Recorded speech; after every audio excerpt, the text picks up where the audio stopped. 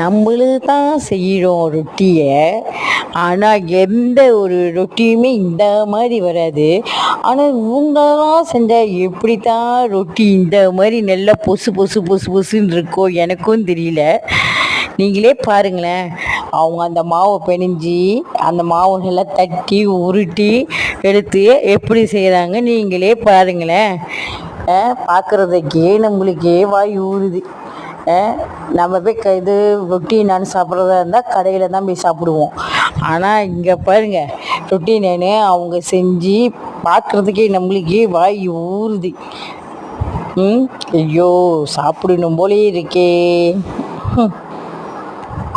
நான் சொன்னது உண்மை தானே? பாருங்கள், நம்மளுக்கே பார்க்குறப்ப சாப்பிடணும் போல இருக்குது தானே.